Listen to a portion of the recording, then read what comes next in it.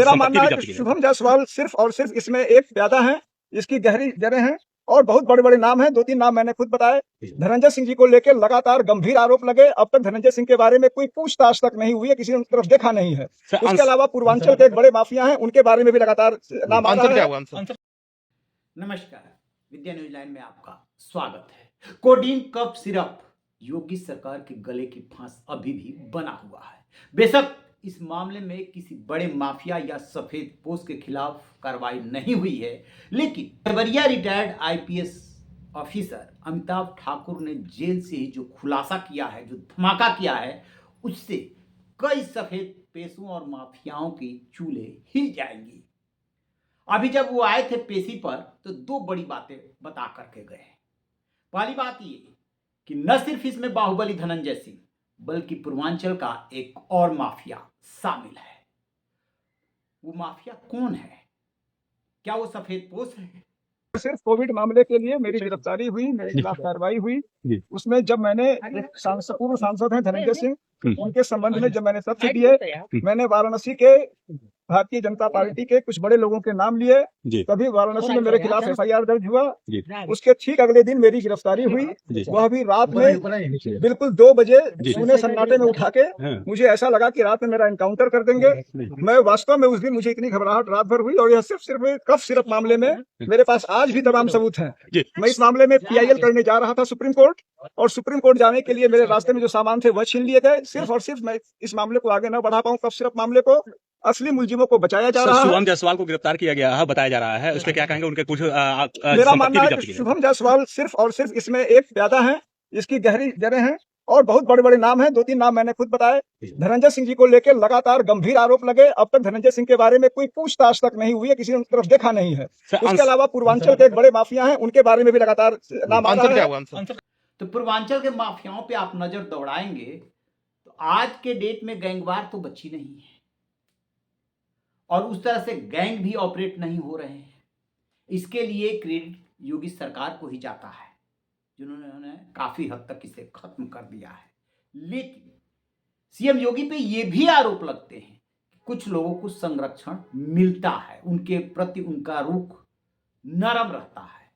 तो इन्हीं में से जो बनारस, उसके इर्द गिर्द भदोही और चंदौली के आसपास जो सफेद पोश माफिया हैं, उन्हीं की तरफ अमिताभ ठाकुर इशारा कर रहे हैं, या कोई और है?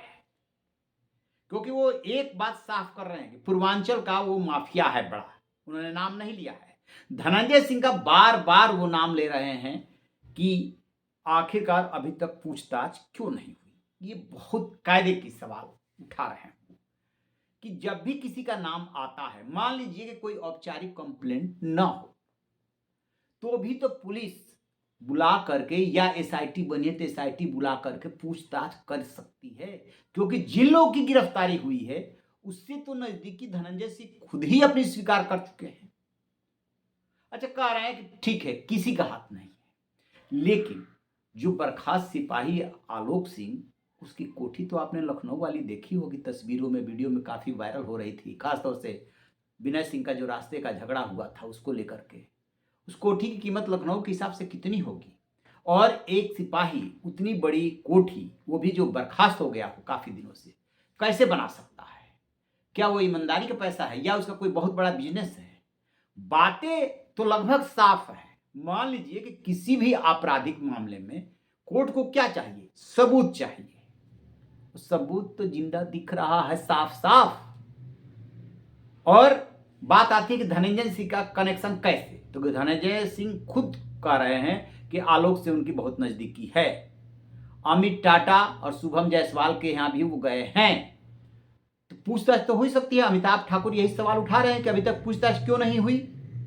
और दूसरी जो महत्वपूर्ण बात वो बोल रहे हैं वो ये कि जब वो जा रहे थे उस दिन ट्रेन से, रात में जिस तरीके से उनको उतारा गया, मानो वो कितने बड़े अपराधी या आतंकवादी हो।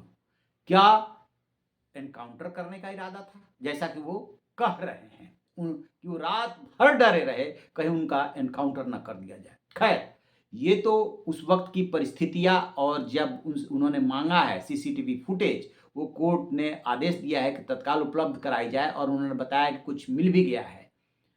लेकिन उससे भी बड़ी बात यह है कि जो वो पीआईएल करने जा रहे थे दिल्ली में, तो उससे किसको डर पैदा हुआ और किसके इशारे पे एक्शन हुआ? तो सीधे सीधे इसमें ब्लेम तो जब पुलिस गिरफ्तार कर रही है तो योगी सरकार पर ही आएगा कि उनके पीआईएल से डर करके आधी रात को उतारा जाता है अपराधी और आतंकवादी की तरह।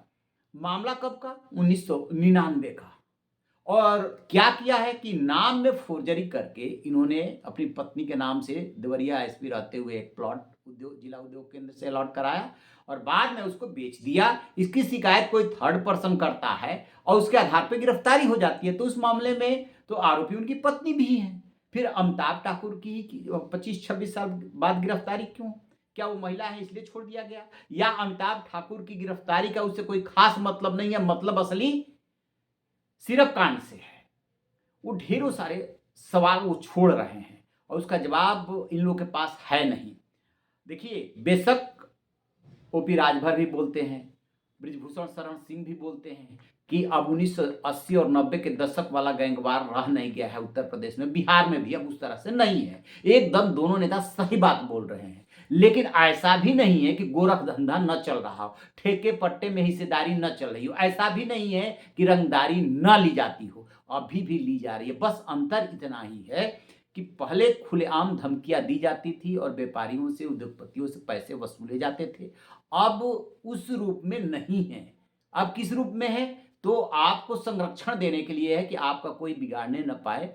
अभी भी कुछ माफिया डॉन है पूर्वांचल में जो गोरख धंधे अपना चला रहे हैं और गलत धंधे कर रहे हैं। उनका जो है पूर्वांचल से लेकर के झारखंड से लेकर के मुंबई तक पैसा लगा हुआ है। जिनको हम आंक रहे हैं कि 100-200 करोड़ के लोग होंगे, वो 10-10, 20-20, 25-25 हजार करोड़ के बड़े भू माफिया कह लीजिए, डॉन कह लीजिए, उद्योगपति कह लीजिए, बन चुके हैं और वो भी गलत पैसों से।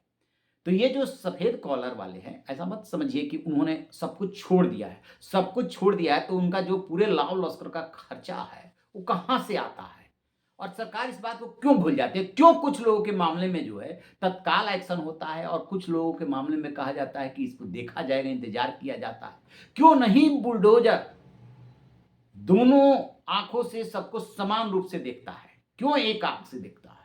ये जो विपक्ष खासतौर से समाजवादी पार्टी आरोप लगाती है सीएम योगी के ऊपर, वो एकदम से हवा में तो नहीं है। आप कह सकते हैं कि विपक्ष होने के नाते वो ऐसा करते हैं, लेकिन हवा में तो नहीं है। अब ये कफ कोडीन कफ सिरप कांड जो है, इसमें सैकड़ों एफआईआर है और सैकड़ों हिरासत में है, सैकड़ों से पूछताछ हो रही है, सब कुछ हो रहा है, लेकिन अभी तक कोई बड़ी मछली जाल में क्यों नहीं आई? ये सवाल तो बनता है। और किसकी वजह से वो बच रहे हैं? तो अमिताभ ठाकुर ने सिर्फ इशारा अभी किया है। अभी असली बात बाहर आनी बाकी है। आ पाएगी कि नहीं आ पाएगी? चुनाव जो है बहुत कुछ कराता है। देखने वाली बात यह है कि जब हंगामा इतना मच ही गया, अमिताभ ठाकुर की गिरफ्तारी हो ही गई, तो उस बड़ी मछली का भी नाम आ जाना चाहिए। यूं तो अभय प्रताप सिंह जो है, गोसाईगंज से विधायक, वो कहते हैं कि उत्तर भारत के सबसे बड़ा माफिया डॉन तो ये धनंजय सिंह है। अब धनंजय सिंह और अभय सिंह कभी दोनों दोस्त रहे, लखनऊ यूनिवर्सिटी के साथ ही रहे हैं। दोस्त से जब दुश्मन बनते हैं तो फिर वो बहुत ही घातक और खतरनाक बन जाते हैं। वही हाल है अब दोनों का। हालांकि कुछ दिनों से, हफ्ता भर से दोनों की बयानबाजी बंद है, अदरवाइज दोनों एक दूसरे पर वार करने का कोई मौका नहीं छोड़ रहे थे। और वो उत्तर भारत का सबसे बड़ा माफिया डॉन तो धनंजय को ही बता देते हैं और धनंजय कहते हैं कि उससे बड़ा बदमाश कोई नहीं। और उसकी फिर सारे चिट्ठे खुल जाते हैं, वो भी एक दूसरे के खुलते रहते हैं। खैर, मतलब यहाँ पर ये नहीं है, मतलब ये है कि धनंजय सिंह का नाम तो अमिताभ ठाकुर ले ही रहे हैं। उस माफिया डॉन का क्या नाम है, व्हाइट कॉलर है, ये तय है कि वो बनारस के इर्द गिर्द का है, ये भी तय है। कि नाम क्यों नहीं बता रहे? क्या उनके पास भी अभी पक्के सबूत नहीं है, या अभी आगे धमाका करने के लिए उन्होंने रोक रखा है? आपकी क्या राय है? कमेंट बॉक्स में जरूर बताइएगा। Thank you.